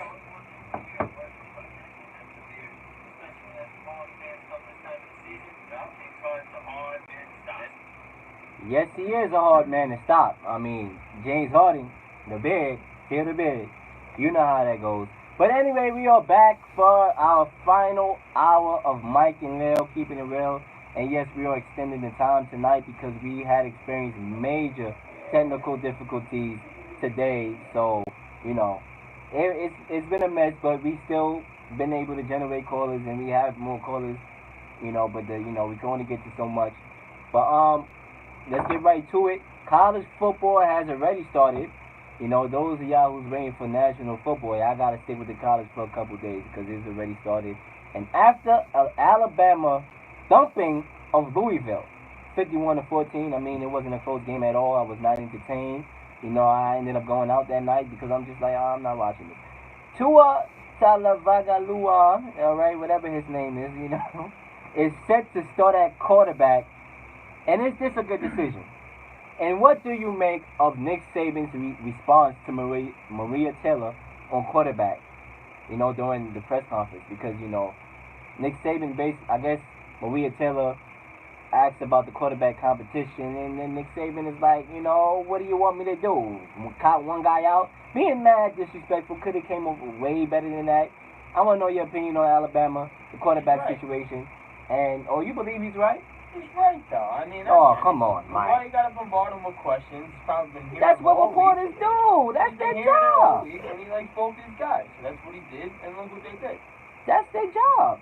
I mean, you know, that's their job. Their job is to report and ask questions that need to be asked, and he could have came off better than that. And plus, she's a female. You gotta come off better than that, right, Mike? Right, Jake? I mean, I kind of thought it was funny. You know, just looking at the video on Twitter, he's just like, just cut it out! Like, he's just screaming at her. I mean, it's typical of Saban, you know. He scared me. And I'm not even answering the questions. Yeah, he flies off the handle all the time. I mean, it is his job to deal with the press, but you can have to understand why he's going to be like, you guys are asking the same questions, I give you the same answer, and it's like, it's frustrating after a while. Yep. But, I mean, what we saw from Alabama, I think they should start Tua all year. He was awesome in the national title, and I wouldn't be surprised if we see him in the title again this year. We should put Alabama in the AFC. They probably do something because at the end of the day, this is not fair. Alabama is good every single year. I mean, there's barring any significant injury, barring a setup, and I'm not trying to promote that, but barring a setup or something, I don't see how this Alabama team is not going to be front and center in the national championship game winning it. I mean, they're just reloaded every year. All right, they just can't lose. All right, they got the best coach in college football. They always have the best team in college football. I just don't know who's beating them this year. You know, maybe I think differently, but from what I see here on paper, Alabama's gonna be right there again. But Yeah, I agree. moving on, real quickly, Auburn beats Washington in a hard-fought battle, 21-16. Jarrett Stidham, 273 yards and 1 touchdown. Does this loss end Washington hopes of making the college football playoff? And that was a tough loss, but it was an excellent game. Excellent game, excellent game. I was entertained. I mean, I think they could still go to the title. They'd probably have to go undefeated for the season. Pretty much. Maybe one other loss, but the Very fact, tough. the fact that they were competitive, and I think that quarterback out of Auburn is going to be one of the top. He's going to be a first-round pick next year if he just stays on the right trajectory. And Auburn, yeah, I like Gus Malzahn. They're solid every single year under him. So it is a tough loss, but I think if Washington finishes off the rest of the year strong, they can have a shot at the top 4. Yeah, I agree. I think they have to run the table. There's no more room forever. I don't believe it is, but since it's early, the first game of the season is since it probably could be a loss to a team in Auburn who might make it. So that helps their cause if Auburn makes the college football playoff, because now they can say the only loss that they have if they run the table is to a team that made the playoff. So what Washington needs, in my opinion, is to do the obvious first. Run the table. You gotta run the table. And their schedule is very feasible and very easy. They can definitely run the table. All the big games, Stanford is at home. Alright, they can win those games. Those are very winnable games. So all they gotta do is run the table, and they kinda gotta hope for Auburn, a team that just beat them, to actually kind of, make a strong push. Because if Auburn all of a sudden is that team that people are beating, then that loss looks much worse. So if Auburn is able to, have a good, Iron Bowl matchup against Alabama, their rival, and is able to get in the playoff, then the loss looks pretty good, and they could run the table. That's how I believe they'll make this playoff with this loss. But I'm gonna send it over to you. Yeah, I mean, like you were saying, it's really tough for you to have a loss and then try and make the college football playoff. I mean, you really got to almost go perfect throughout the rest of the season. And I don't know if Washington really is that capable of doing that, and I don't know if their schedule is favorable enough for them to do that. Yeah, the Pac-12 I think is going to be a lot easier this year without Josh Rosen and Sam Darnold. But I mean, you got like we said, you got to go undefeated pretty much to have the most realistic chance. And I don't know if they're good enough to do that. I mean, just losing the first game of the season is always tough. Yeah, it's always tough. But, like I said, like we just said, Alabama's going to be a force to be reckoned with, and Washington got to win the table. They got to win the table, and hopefully they will, because Washington played a good game. It was very close, and I believe that they should have won the game. They had a lot of opportunities in that game to win it, going down the red zone 3 times in a row and not coming up with points. Missing a field goal and turning the ball over. They need to run the table.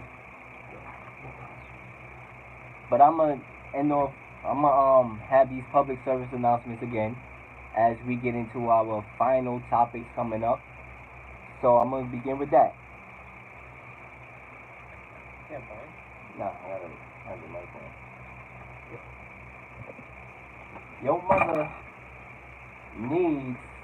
Your mother spends time every 10 years worrying about you. Every single night. Or your little brother needs 7 years without having his best friend around to play with. Or, you know, this system might be annoying. But your entire family is what matters. A public service announcement brought to you by Project Safe Neighborhoods and the Ad Council.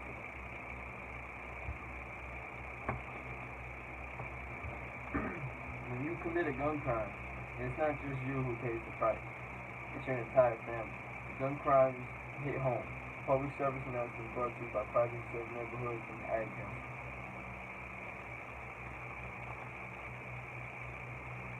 Okay. Fight global warming. The earth has a natural balance of life. Global warming is disrupting that balance.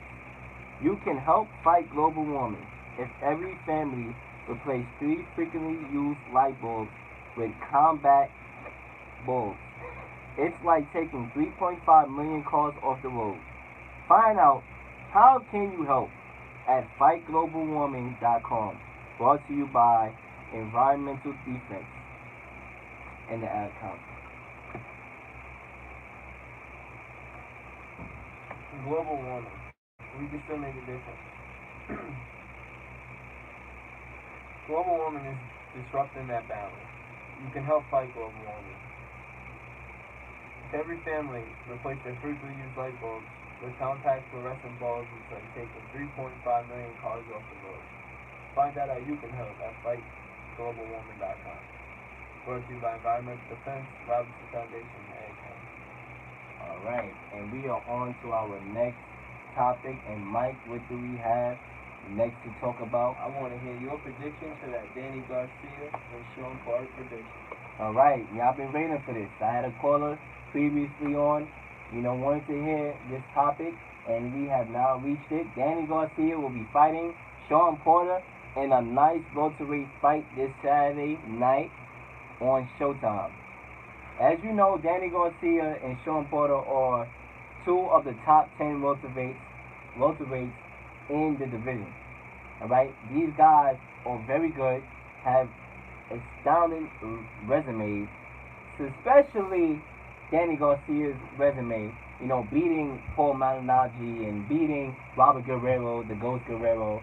And, both of them lost to Keith Thurman, who's a no-show right now. I mean, he injured his arm. He's not fighting anymore. I don't know what's going on with that situation.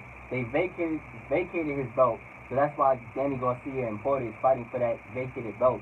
I don't know what's going on with Keith Thurman, alright? His nickname is One Time. Well, guess what? He's basically one time because he ain't coming back. I don't know what's going on with that situation. But Danny Garcia and Sean Porter is going to be an excellent fight. There's a saying, styles make fights. And this fight is going to be that fight. These guys, Danny Garcia, a very good counterpuncher. Sean Porter, the more aggressive. This is going to be an entertaining fight. Alright? Sean Porter obviously fought Keith Thurman. It was a more closer fight than you would say. But when I watched the Danny Garcia fight against Keith Thurman, I thought it was pretty much closer than what I saw initially. Both guys are good fighters. Both guys are hungry. Sean Porter claimed that he'd been calling Danny Garcia out for years, and Danny Garcia was a no-show. Maybe that's true, but I do believe that this will be one of the best fights in September. We all know about the Triple G and Canelo fight coming in September 15th. But before we get there, we got an excellent fight at the Barclays Center. Shout out. That's from you know it. Rep it up. This is going to be a good fight. So who do you got? What do I got? Like I said, it's going to be a toss-up, but I'm going to have to go with Danny Garcia. I believe Danny Garcia will use his counter-punching skills to, his advantage. And I believe that Sean Porter, being the aggressor, he might walk into something. I don't believe it's going to be a knockout, though. I believe it's going to be a close fight, probably split decision. But I'm going to definitely give the edge to Danny Garcia, and the winner of that fight is most likely going to face the best welterweight in the division, you can argue, and whatever his name is, I forgot, Errol Spence Jr. That's going to be a good fight. Listen, the welterweight division is stacked all across the board. You got Errol Spence Jr., you got Terrence Crawford, you still got Manny Pacquiao, who showed some signs of life. after that fight against Lucas Matisse, in which he won via knockout, he showed a little flashes of the old Manny Pacquiao. That division is stacked all across the board. You got Mikey Garcia, who's probably going to fight Errol Spence Jr. next. But like I said, this Danny Garcia and Sean Porter fight is very important. Because those are two guys in the top 10 in the division.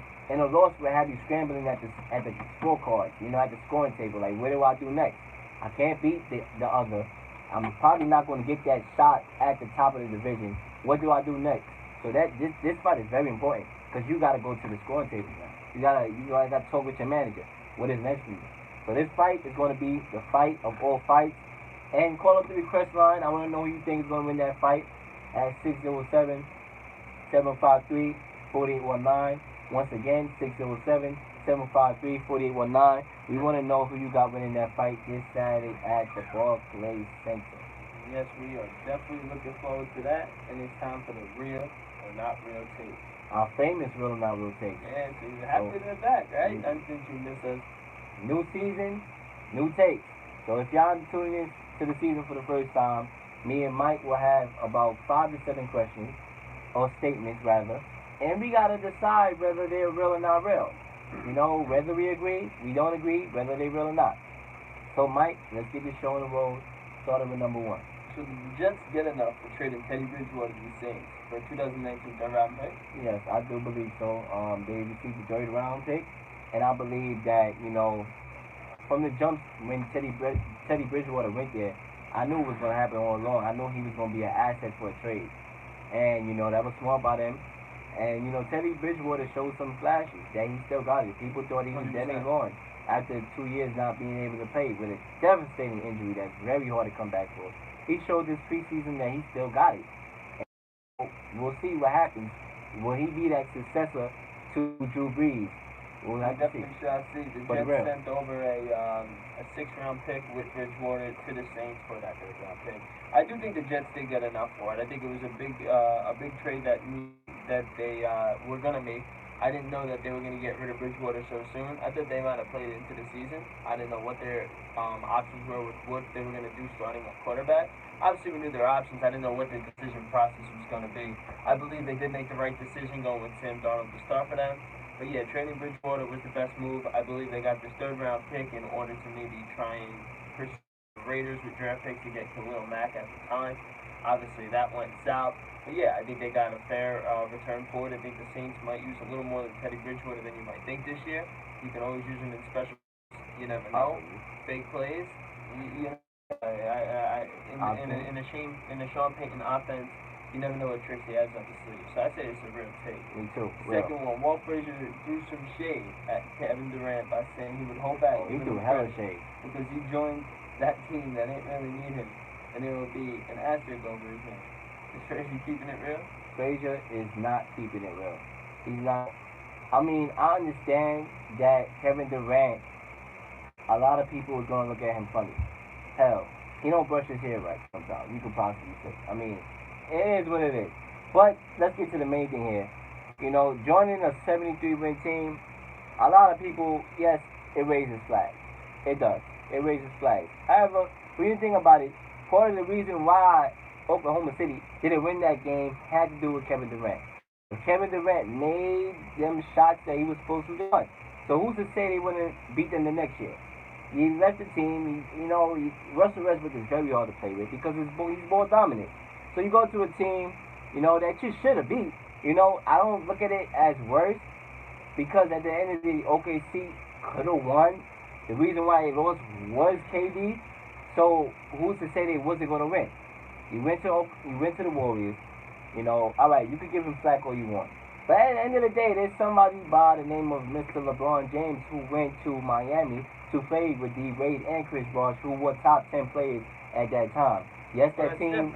I don't see how different it is. Yes, that team wasn't together, but at the end of the day, we gotta look at it like this: the NBA is an 82-game season schedule. All right, there are lots of NBA to be played. So who's to say that they can't get it together in 82 games? You know what I'm saying?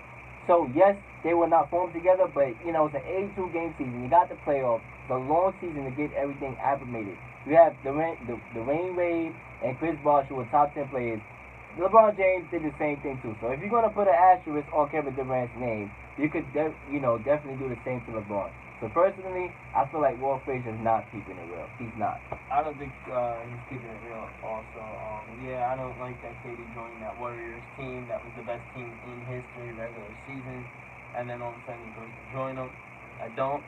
But then again, KD was a big reason for their championship. He was the MVP for a reason twice. Yep. So I mean, that's why I don't think Frazier's keeping it real. For the third one, the New York Yankees, we're going back to baseball. This move happened by the trade deadline. They picked up Lance Lynn, added some pitching depth to their repertoire of starters they got. Is this actually a problem? I mean, it could be. I mean, he's been struggling, and it could be a problem in disguise. So I do believe I agree. I do believe that's a real statement. But who's to say that he's still going to struggle? He might, get it going. But yes, that is a real take. It might not end that way, but for what it's worth, right now it's a real take. I'm gonna go with not real just because of the fact that he was an arm that they needed just to pitch some innings. They needed some starters in their rotation better than what they had. They had some guys struggling, so they picked him up for more depth in that rotation. I don't think once playoffs come, you're gonna see more of him. Yeah, I mean throughout the season he's just covering some innings. He hasn't been the best, but I mean he's just a guy that's out there and hopefully can win some games for the New York Bombers. And once the playoffs start, we won't really see much of him. Maybe as a bullpen if they do leave. Number 4, after Eminem surprisingly dropped the album Kamikaze, is this album sure Eminem still got it? I mean, it's a real statement. I mean, a lot of people forgot about Eminem, as they should. I mean, Eminem, hasn't been the same Eminem, in my opinion, as the Eminem that gave him, consideration to be the GOAT. He came out. Listen, and he came out a lot of guys, and the song with him and Jordan Lucas was just straight fire, and being thrown at you. He came out a lot of guys, and I respect him for it. At the end of the day, sometimes you need to set the record straight, and I believe that he did, and I believe that he still got some left in the tank. I mean, Eminem, he could be in top 10 of all time. Who knows? Top 3. Mike, he got a bold statement saying top 3, but at the end of the day, it's a real statement. That album, really does show that he still got it. So I gotta go with real. I'd say real as well. Came out of nowhere, and I believe he's better than his last 2 projects. So definitely. Number 5, is this season of Power the best season yet? Kind of laugh at this. Oh, you don't think it's the best season yet? I don't. So what season of Power you think is the best? I like season 2. You like season 2? Wow. I mean, I believe that. I could go with real because the reason why I'll go with real is because of the people that got knocked off this season. Like 50 Cent. Who expected 50 Cent? Alright? A guy that, I thought was one of the main guys of that show. Who would have thought that he would have got knocked out? Better yet, not get knocked out in the season finale, but 2 episodes before. It was just literally something that, I knew personally I was screaming my head off. I couldn't believe it. People were like, why you making all that noise? Listen, man, if you watch Power, you know what it is. You know how it is on Sunday, That's like almost the second best thing to watch on Sunday after football. But, it's real. It's a lot of people are getting knocked off. You just saw the spoiler alert. If you haven't watched it, Tommy Egan's father got knocked off last episode. So and there's gonna be I'm pretty sure in the season finale that there's gonna be more people getting knocked off. So with the combination of that is why I believe that it's the best season. But as a collective whole, though, maybe last season was better. But to me, just the guys that are just getting knocked off. Who knows? I'm gonna have a hot take, Mike. I like the earlier seasons, just because the fact that they set it all up. I like the most of the information and the news just to get the whole story. And I like that. I like when I get into a show, the beginning is always just the best because it's what sucks you into the show and keeps you watching. So I feel like everything is kind of in those beginning seasons. Last season was crazy with Ghost's daughter dying. Raina, that was shocking. That was crazy. But I got a hot take. And I'm going to say this, and I want to know what y'all feel about this, so keep calling the request line. Even though our systems is down, you can probably get to your call. 607-753-4819. Yeah, I mean, you better call. We got our scores, and then our wrap up for next week coming up. You better hit that request line. Better hit it now. 607-753-4819. But I got a hot take. What's up? I won't be surprised if Ghost James St. Patrick gets knocked off this Sunday in the season finale. That would not surprise me one bit, because as you see, Tariq is starting to be that new plug that is trying to take over. So I won't be surprised if James St. Patrick, because even in the interview on the first take, he was literally talking about, oh, I got movies, I got shows coming up. It was almost like, maybe this guy might get knocked off. Mm-hmm. So that's a big mistake if they do. We shall see, right? We shall see. So back to the more fun on Sunday. I mean, I can't wait for that episode on Sunday. But before we get into that, come on, we got the football game. Before we get into the football games, I had my celebrity hot seat that I gotta get into right before. And this is a new topic on our show. Every show we're gonna have guys that are just like, come on, man. It's basically a come on, man type of segment. All right, celebrity hot seat this week has to go to three candidates. Anthony Joshua, all right, the boxer from the UK, the heavyweight boxer that y'all may know. 50 Cent and Mayweather. I'm gonna start off with 50 Cent and Mayweather. I don't know why in the world these guys continue to go at it. For what? Arguing about who has this. Oh, my chain costs more than your house. My chain is more than you net worth. Listen, what y'all need to do instead of arguing about who has more money is to donate some money to people in charity. Do something like LeBron James is doing by opening up a school or something, sending guys to school instead of arguing about who has what and who network is bigger than who other network. Listen, to me, that's idiotic. It doesn't make sense. I thought y'all guys were friends. It's really annoying, these two cats going at it. Yes, it was funny at one point, but now it's getting annoying.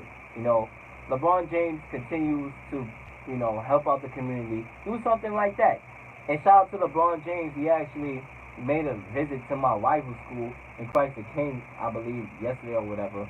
Maybe you should come to Lockland one of these days, But anyway, yes, the hot seat goes to both of them cats. 50 Cent and Mayweather, what are you doing?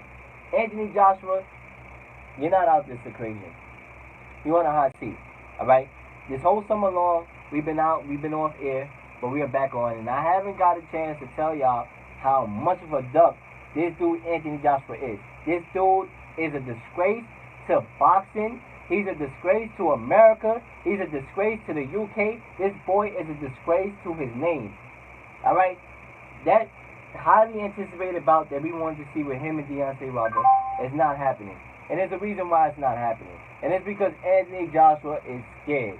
All right? Anthony Joshua made every excuse in the book to make sure this fight did not happen. All right? He offered Deontay Wilder $50 million in an interview. He said, if Deontay Wilder brings me $50 million, I'll sign tomorrow. Well, little did he know, Deontay Wilder had $50 million that he put in the bag, and all of a sudden, oh, I'm not going to sell my soul for belts. What are you doing? What are you saying? Then the contract was to be sent over, which they took long to send the contract. Then all of a sudden the fight, oh, the WBC mandatory has you fighting Povetkin. Listen, we all know a duck when we see one. The saying goes, if it cracks like a duck and looks like a duck, it's a damn duck. And that's what Anthony Joshua is doing. He is ducking Deontay Wilder like he is ducking raindrops without no daggone umbrella. You need to stop it, brother, man. You need to show why you are world heavyweight champion. You got all the belts that, got landed in your arms, because those are Tyson Fury's belts, who, he had a drug problem, that's why he lost them. Bro, you're a world heavyweight champion. Your job is to fight the best, alright? So if you can't do it, then guess what? I don't want to see you, alright? So go ahead, fight your boy Povetkin on September 14th. I won't be watching that because I honestly don't care. You lost my respect because I had a lot of respect for you. I almost picked you. I would have picked you to beat Deontay Wilder. Now it's not going to happen. You're definitely well-deserved on being on our hot seat on Mike and Leel, keeping it real, and it's time to move on for the sake of time. Got About that out of that your time. system? I got that out of my system. I had to.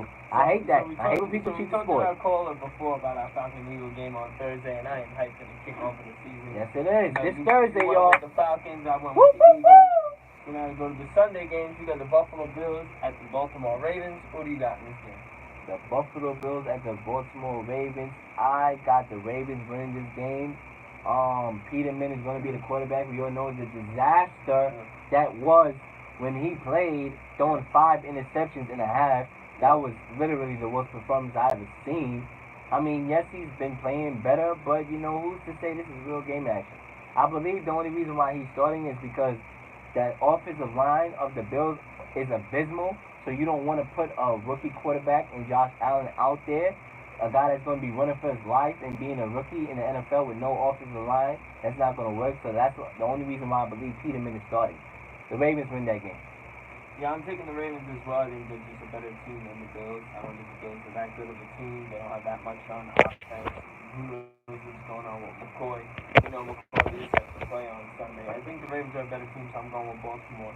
We got the Jaguars taking on the Giants. Giants at home. The New York Giants take on Barkley. Odell back from injury against that Jacksonville Jaguars that have something to prove. And that defense, I'm going with the Jacksonville Jaguars in this game. I got a nice close shootout. I believe that the Giants is going to make this game a competitive game, but you know the defense is going to be too much. Way too much. Way too much. You know, Saquon Barkley is a rookie. I don't think he's going to have a good game against that defense. I got the Jaguars winning this game by a touchdown. Buccaneers at the Saints. I don't think we need to say much. I'm going with the New Orleans Saints, baby. I Who can't that? wait. Who that? Leel's game of the week. The Houston Texans at the New England Patriots. Boy, it's going to be a good one. This is my game of the week. I believe that, you know, I mean, that game last year was competitive against each other. That game. That was competitive. Deshaun Watson is going to be back. I believe he's going to be better than ever. DeAndre Hopkins, he's going to be, like I said, he's going to be he's already in my top 5 for this year. I believe I said it on the show. I had a hot take. That's going to be the best combo in the league. The Patriots, obviously, I have them going to the Super Bowl, but I do not have them in this game. Wow, you don't have your own team winning week 1? I don't have my own team in this game. The loss of Julian Edelman for 4 games, you know, bringing in a lot of the group of new receivers, I think it's going to get time. You know, Patriots sometimes they start off bad. You know, last year they started off bad. They were 2-2. They still made it to the Super Bowl. I think it's going to be something similar, and I believe they're going to lose this game against the Texans in a close game. I'm going with New England. I think it's going to be a close, and it should be a shootout. New England at home. San Francisco 49ers at the Minnesota Vikings. Jimmy G, the undefeated Jimmy G, the 49ers going to Minnesota. I think this could be an upset. I want to circle on the Vikings, but I think that the 49ers could upset this game. I'm just looking at this right now. I'm like, wow, I kind of want to circle the 49ers. I think that might be an upset of the week. I might go with the 49ers to win this game, too. I believe that the Jimmy G era... I believe that the Jimmy G era starts now, and you know, he has yet to lose a game as a starting quarterback in the NFL, and I believe that streak going to continue. We got the Tennessee Titans, who were in the playoffs last year, against the Miami Dolphins team that's just trending downward. Going with Tennessee Titans. Not probably looking forward to this game out of all of them, but I'm going with Tennessee. They're in the playoffs last year. They're a good team on defense, solid offense. I'm going with Tennessee. I'm gonna go with the Dolphins. Really? I'm gonna go with the Dolphins at home. I believe the Dolphins is a very underrated team. Do I think they're gonna make the playoffs? Obviously not. But they are a team that can compete with Ryan Tannehill. And I believe they're gonna win this game at home in a close game. Yeah, I think it'll definitely be close. Another close one. Cincinnati Bengals at the Indianapolis Colts. We'll finally get to see Andrew Luck again after almost 2 seasons without seeing him. I think the Colts can actually get this one. I'm going with Indianapolis. Yeah, I'm going with Indianapolis too. The Bengals is one of the most penalized teams in the NFL. Up to this day, don't know how Marvin Lewis still continues to do it. He should have been gone 10 years ago. He should have been gone while I was in high school, or middle school actually, but he's still here. Colts gonna win that game. So we got the Pittsburgh Steelers going to the Hard Knocks. It's on right now. Cleveland Browns. Going with Pittsburgh Steelers. Not taking anything away from the Browns. I believe they'll be a good team in the future. They got some young talent. I think they're trending up. You gotta respect the Steelers and the great players they got. Who knows if Le'Veon will play? I don't think it matters. I'm going with Pittsburgh. I'm going with Pittsburgh too. Who are we kidding here? I mean, the Browns are a better team, but who are we kidding here? Pittsburgh Steelers is going to win this game. So we got some AFC West action at 4 o'clock. Kansas City Chiefs at the Los Angeles Chargers, I should say. And I mean, these are two teams that are going to be fighting for that division towards the end of the season. Who knows how that division is going to pan out? I don't know. You see a lot of competition with all four of them. I like the Chargers in this for the fact that they're home. I think that they're going to put their foot down and show that they're one of the teams that are competing to win this AFC West. I'm gonna go with the Chargers too in a nice close game. Wow, a lot of good games going on, but I'm gonna definitely go with the Chargers. I believe that they're gonna be at home. They got a lot to prove. They should have made the playoffs last year. All they had to do was win 2 games. They didn't do it, and I believe they want revenge. Yeah, then we got the Seattle Seahawks and the Broncos. We got a Super Bowl rematch. We're going to go with the Seahawks on the road, actually. There's two teams that are trending downwards, but I think the play of Russell Wilson is going to outplay that Denver defense, which is still very good, still Von Miller. So, I mean, and Bradley Chubb. Can't wait to see that. But I'm still going to go with the Seattle Seahawks. A lot of problems with that team all season. Who knows if Earl Thomas will be there? I'm going with Seattle. That's going to be an excellent game. I'm going to go with the Broncos to win this game. In a close game that could go either way. You could flip a coin and heads or tails. I'm going with the Broncos to win a close game by like 3 points. Dallas Cowboys at the Carolina Panthers. These games keep getting better. Yes, it does. Tough one. 425 Dallas at Carolina. I like Carolina, but I'm going to go with Dallas with the upset. I think Zeke and Dak need to bounce back from last year's debacle after the season before being in the playoffs. One of the best teams in the NFC. I agree with you. I got the Cowboys winning another close game and another good game by a touchdown. I got the Cowboys winning this game against the Carolina Panthers. We got the Washington Redskins at the Arizona Cardinals. 4:25 p.m. I don't know where to go with this one. I'm going to go with the Washington Redskins, Alex Smith going into this offense. I don't know what the Cardinals have right now. I don't know who's starting for them on Sunday. I'm going to think Sam Bradford. But I don't know. I'm going to go with the Redskins. That offensive line is crazy for Arizona. I mean, David Johnson's back. David Johnson is back. Maybe he can make it help, but that offensive the line, might not be able to stop him. that offensive line is terrible. I'm going to go with the Redskins. I believe that the Alex Smith era, he doesn't get a lot of love. You know, he's not your best quarterback. He's not your typical top 5 quarterback. But guess what? The guy, he doesn't turn the ball over like that. You know, he's a very well game manager who can make plays here and there. I believe that he's going to get Washington that victory against the Arizona Cardinals.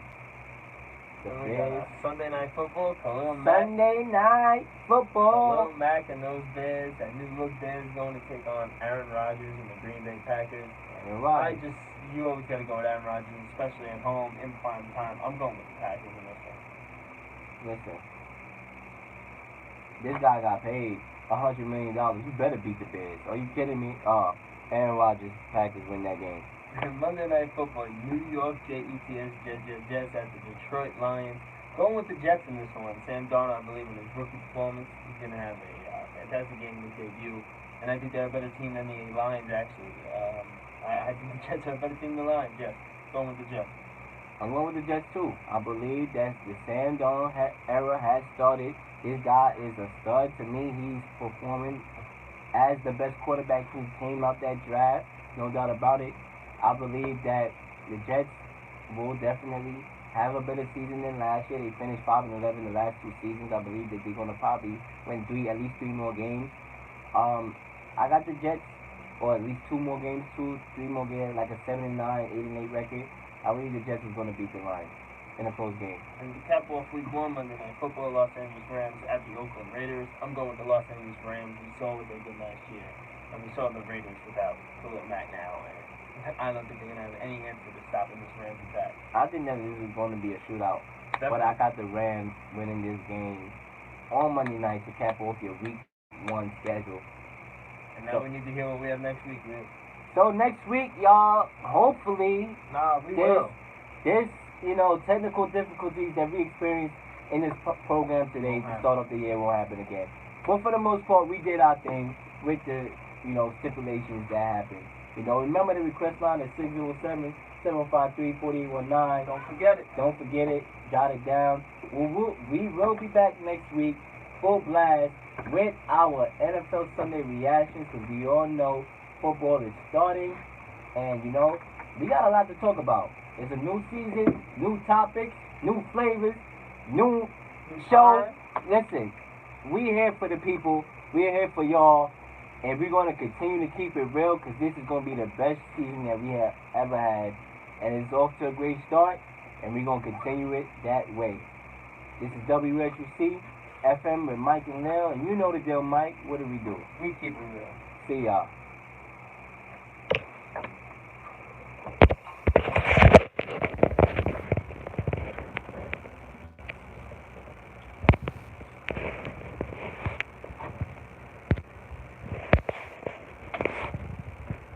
Now what?